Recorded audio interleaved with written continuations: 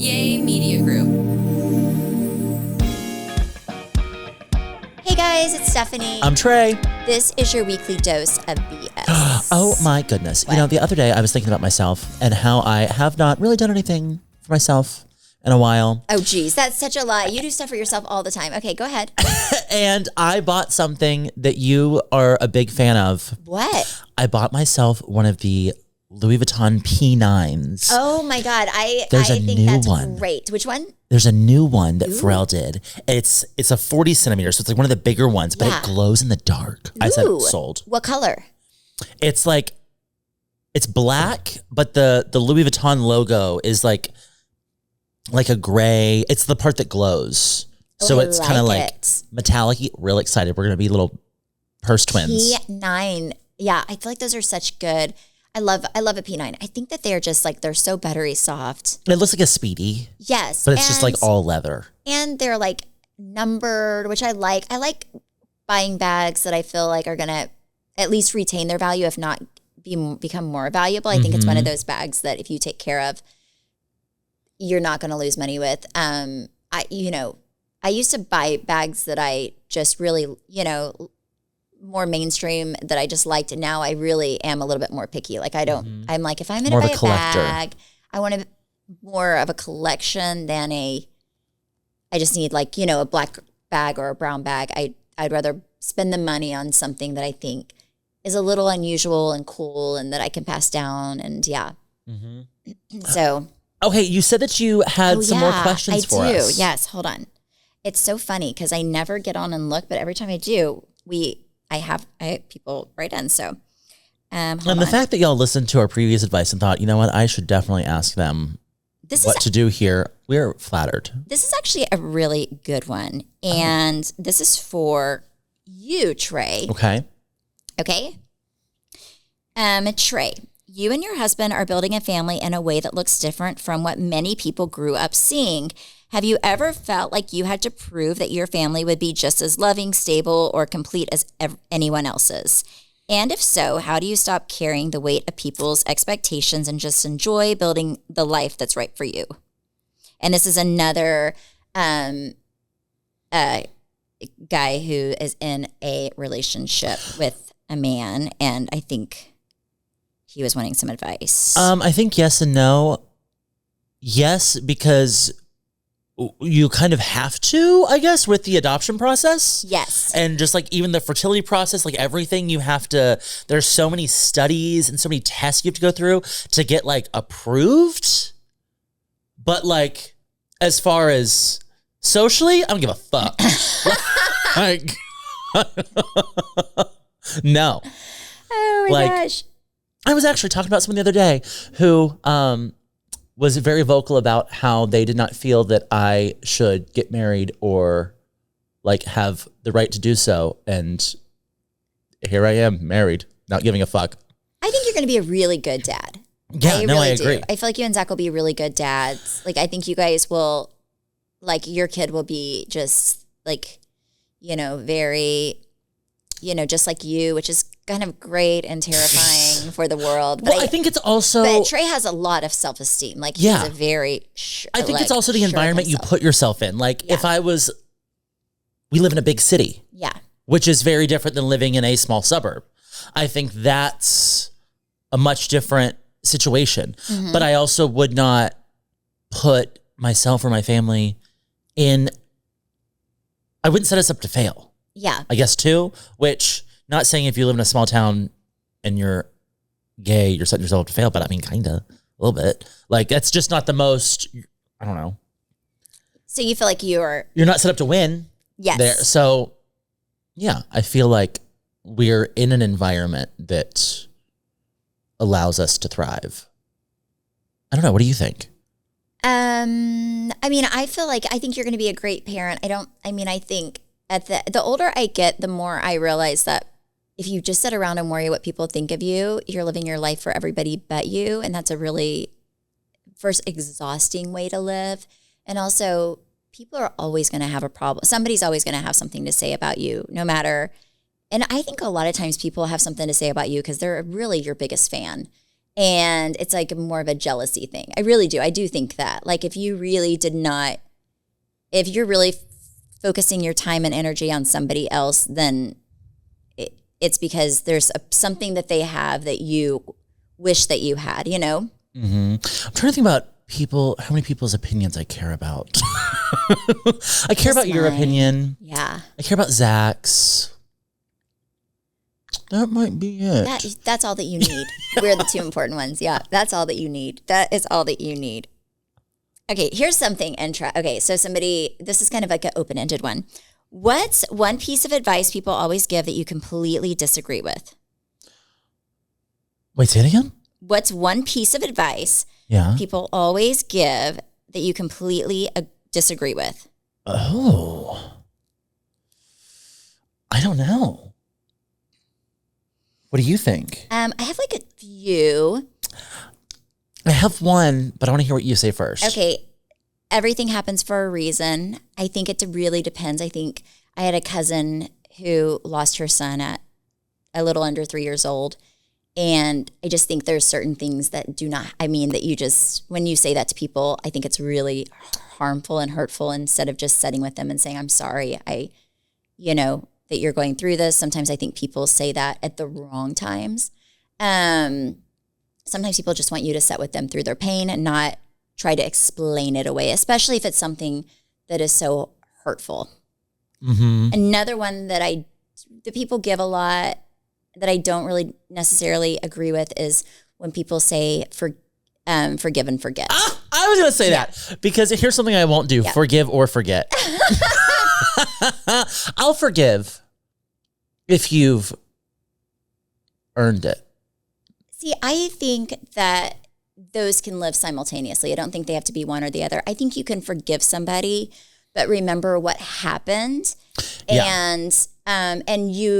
And I think you can have both of those live inside you at the same time. Mm-hmm. And sometimes I think if you just forgive and move forward like nothing happened, and you're just setting yourself up for failure. So I think it's okay to also find forgiveness with somebody, because I think forgiveness is very much more so for you than that person. I agree. Yes. So I changed my answer then. I can forgive. I'm not going to forget. Yeah. I think that those two truths can live, and it's not an unhealthy thing. Mm-hmm. I almost think when people, but I don't think forgiveness is free. No, I think the person has to change, and you have to see that they are willing to change. And my trust was free the first time you lost it. Yeah. Forgiveness is more expensive, but I do think. Yeah, I agree. You forgive for you, not for them. Yeah. So, all right, we're going to take a break real quick. We'll be right back. All right, what's our next question? Hold on, Wow, we are on a roll. I mean, I'm telling you. Oh, this was kind of interesting. Okay, after I lost my job, my marriage was struggling, and we were under a lot of financial stress. I opened up to my sister because I thought she'd understand, and told her everything about our financial struggles and where we were financially. Instead, she just repeated things I told her in confidence to our family and friends. And suddenly, my extended family was discussing my life behind my back. She eventually apologized, but I still don't feel emotionally safe with her.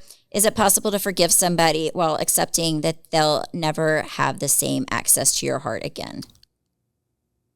Yes.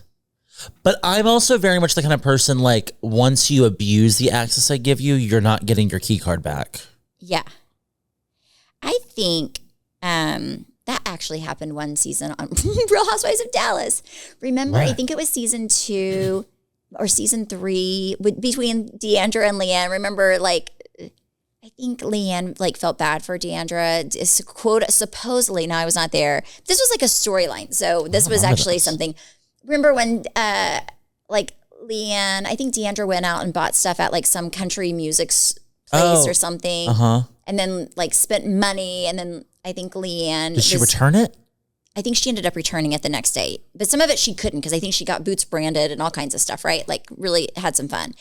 And I think Leanne was concerned for her. So Leanne told, maybe it was like Carrie or somebody else, that she was concerned that Deandra got drunk and spent all this money on camera because Deandra had like $200 in her checking account, something like that, right? It was like this big thing, and Deandra got very upset because she felt like her confidence was, betrayed. Yes. Yeah. So I don't know, I'm very weird.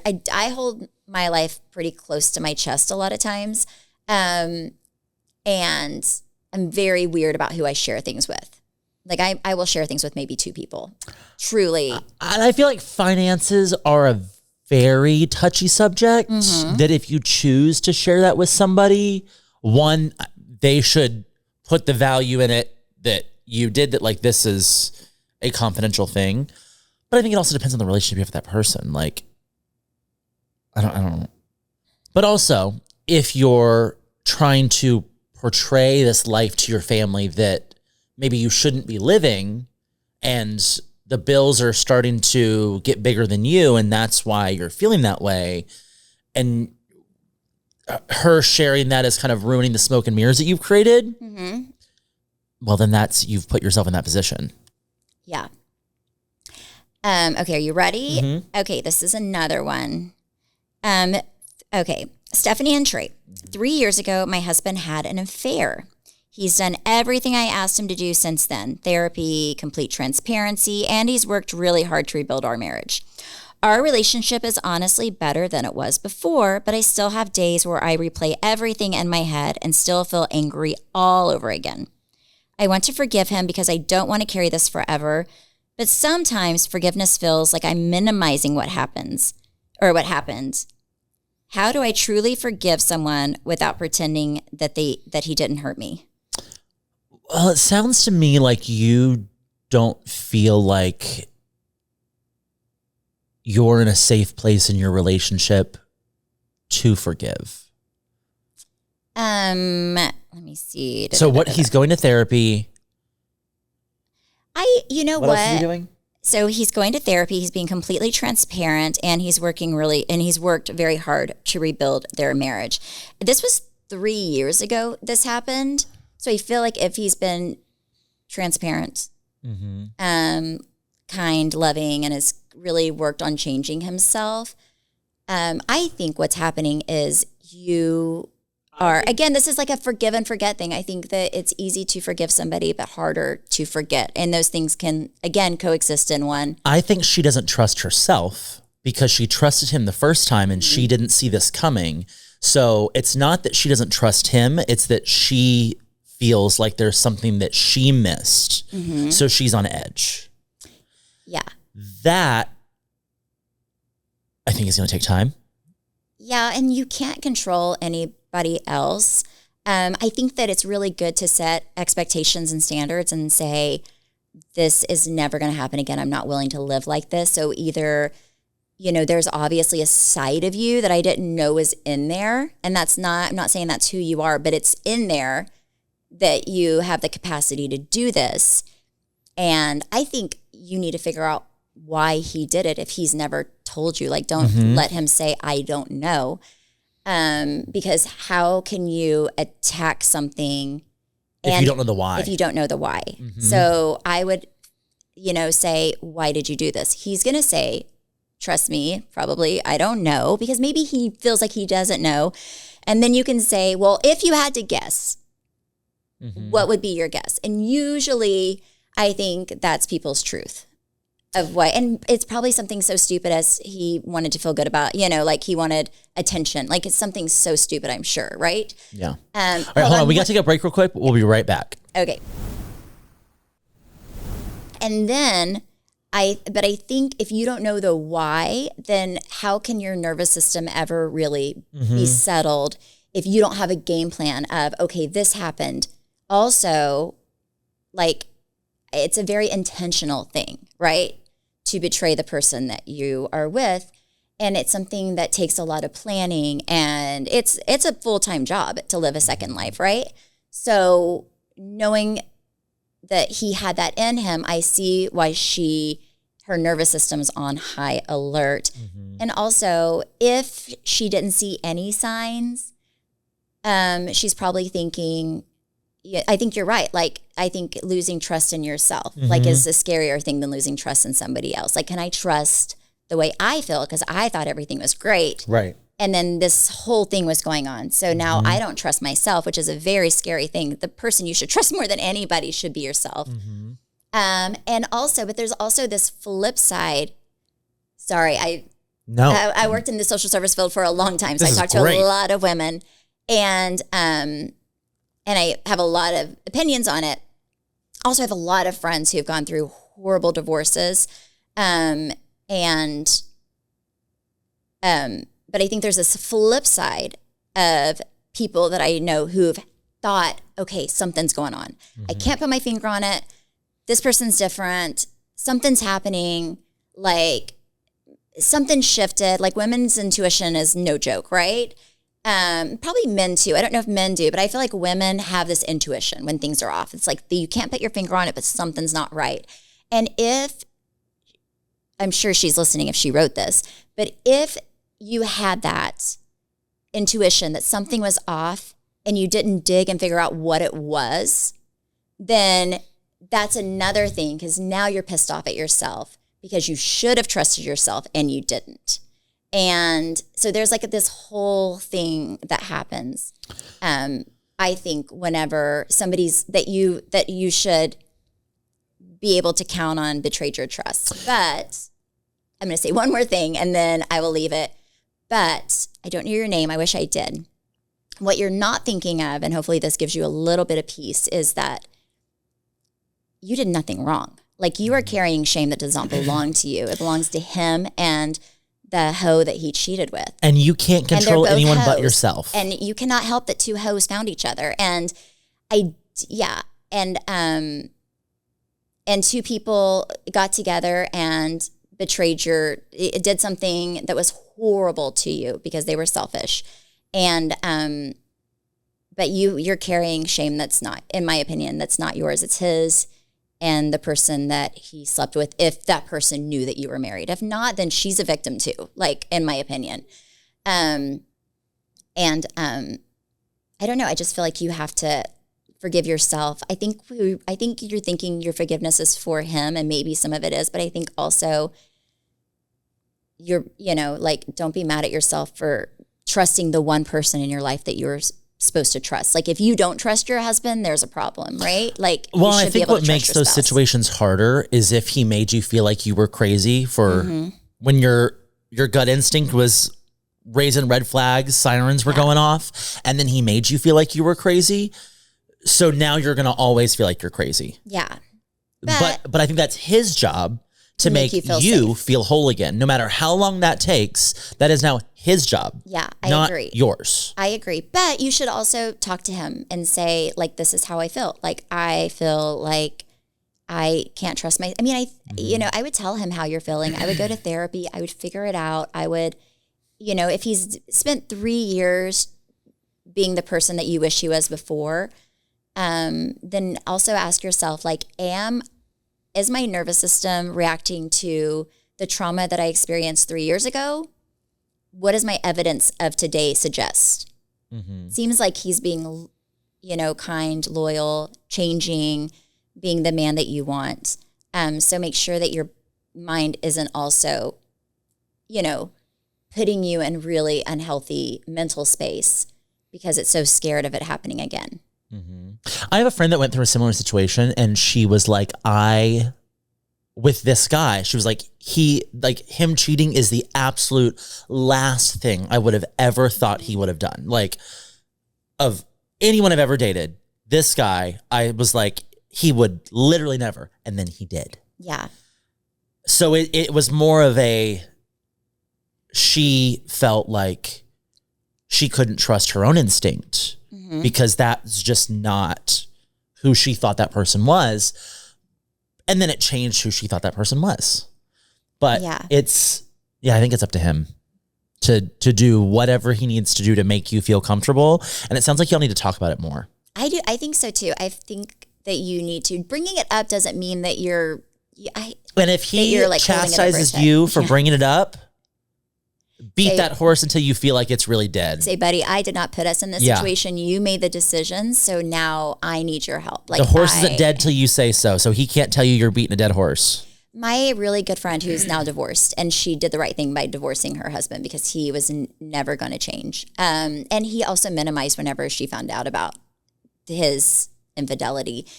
And she's beautiful. You know her, Trey. She's like amazing. And he's forever. It's been like probably 7-8 years since they got divorced, and he has never even come close to dating somebody as amazing as her. And she's like now dating like somebody that he wishes he was, right? Like in every way. And super duper happy. But whenever she found out, I felt like he did everything wrong. He kind of blamed her, and he instead of just taking responsibility, he shifted the blame. Seems like the guy that your husband's not doing that. But also this guy was never, I think she knew he was never, ever, ever going to change, willing to change. And he just kind of, I think she tried to make it work, and he just kind of went back to his toxic behavior that got him there in the first place. So I don't know. If your husband's working on himself and you're not over it and you still are dealing with it, I would say individual therapy, marriage therapy, something like that way it's not this big cloud that's hanging over your head. Yeah, and let me just say, it is not fair for the cheater to ask a single question. Don't ask how you found out, what if you went through your stuff, if you you don't get a single question, and you don't owe that person an answer. Mm-hmm. Like if they're asking you how you cracked the code to their vault, shouldn't have been in the vault. It shouldn't have been a vault to begin with. Yeah, seriously. One thing I will say is all of my friends who've gone through something, and you know what I love about all my girls is, and Trey knows all my girlfriends, but like they like are thriving, and the spouse that treated them bad is not. Like they're all like hot messes to the point to where I would never hook them up with anybody that I didn't like, because I'm like, I would not do that to my worst enemy. Yes. There was one friend of Stephanie's who she's beautiful, got divorced, I don't know, a while ago. Yeah. And I had not seen her ex-husband in years. And I saw him recently, and this guy was asking me questions as if he knew me. And I was like, I have no idea who this guy is. And later on after this event, I asked Stephanie, like, who is that? And she was like, oh, that's so-and-so. I was like, what? I would have never. He looked terrible. Never. Looked terrible. And his wife was the most beautiful, like probably Stunning. one of the most beautiful women you've ever seen in Dallas. And now he's dating like a solid 2.5. Yes. Like I was like, what? You went from a 10 to a 2. Shocked. And his ex-wife had like the best personality. Yeah. And you know what's Grass so is funny not greener. Is this is so funny. I love when like people admit that, you know what, I'm an idiot. Is Travis and him, Travis met up with him for a drink the other day after work. And this guy also was belligerent drunk. Okay. And this guy also has problems with alcohol. Mm-hmm. And, Travis said he was really, really, really drunk right away. And which is why a big reason why they got divorced. And in his drunken stupor, he finally said, you know what? I like messed up in life. Like I should have never, ever lost her. She's married to another man, has been for probably 8 years. But I felt like he looks like he's had a hard life. And yeah, he does. But yeah, I said, you know what, Travis, I'm so happy that he said that, because I think the worst thing the biggest Did you thing, call her? Oh, I'd be like, bitch, girl, guess what? You know, I finally should. said Maybe I'll it. call her Yeah, today. you should. I should be like, girl, just so you know, he told my husband that the biggest mistake he's ever made, because he was drunk and honest. Oh, wrap that and put a bow on it. That's the best because gift. of his bad behavior. Yeah, it's really good. I love it. I was like, you know what? That makes me happy for my friend, because she went through a lot. Yeah, you know what? I've told Zach this before, and other people that I've dated in the past. I don't act crazy. I act sane. Crazy is my default. So if you want to unlock it, find out. You know what? Thankfully, I've never seen your crazy on me. Thank you, Trey. Not on you, but I feel Thank like you. you've seen my crazy before. No, but it's been entertaining because usually it's like, My crazy's methodical, usually. yes. When was the last I'm time I like, went crazy? you know, I mean, I guess on that lady at the salad place the other day. oh my gosh. Okay, this is kind of fun. This is not even a question. I don't know. This is so interesting. Okay, if you could go back and give your younger self one piece of advice, but you only get, oh my God, one sentence. Oh, you don't know me. What would it be? Okay, I have mine, but yeah, no, my invest in Bitcoin. I would have done that in like 2011. Seriously, that's a good one. Yes. I mean, and Buy it. you wouldn't see me today because I'd be on a yacht somewhere. Yes. Oh my goodness. I would also tell myself not to give a fuck, but I already don't. Yeah. So- You don't need to tell yourself that. You're right. You know what? I would tell myself, don't try to make a permanent solution for temporary pain. I think that's a really good piece of advice for younger people. Sometimes whenever you're younger, you think that even older, you think that the thing that's happening in your life that's right in front of you that feels really, really painful and horrible and you can't sleep and it's, your world's falling apart. It's hard to picture yourself 6 months out, a year out, because all you can think about is just getting through the day. I think if people just realize that this is like very temporary and in a year, this isn't going to be important at all, it would save a lot of people heartache. Yeah. Mm-hmm. I think if you really look at life and what's really important, there are so many things that we prioritize that aren't important. Yeah. That once you really look at the big picture, you have to get yourself out of those small moments to see the big picture. Yeah. It's important. Like if you're in high school and you have drama, I always tell my kids, and they really don't have friend drama, but I'm like, none of this is going to matter. Like I cannot tell you any high school stuff that happened that I just thought was horrible, guy, girl, whatever. None of it matters. I think also in life, like whenever I did Housewives, I was like, it felt like your world is just ending, all these fights. Like truly none of it matters. So I don't know. I think a lot of times we waste so much energy on the wrong things that we're not putting it into the things that are really important. Also, life goes by so fast. I see all these girls on social media, TikTok, etc., and they're so hard on themselves. And they're 25 years old and they're in like the prime of their life. And all I want to do is like reach through the screen and say, babe, like this is a great time of your life. And one day you're going to wake up, in your mid 40s like me, and you're going to really wish that you would have enjoyed those years a lot more. So like enjoy life. Like right now, I will never be this young again. I will never, like when I'm 80, I would die to go back and live the day I am today. So yeah. Well, that's our advice. Yeah. I think we were really great today. We are so good. Gosh, I get why everybody wants to know how we Send live us our life. more. Yeah, I love it. Thank you all so much for listening and supporting. You can follow me at Steph Holman on Instagram and TikTok. You can follow me at Trey_Stewart. You can follow our podcast at BS the Podcast. You can watch us on YouTube at Weekly Dose of BS. Bye.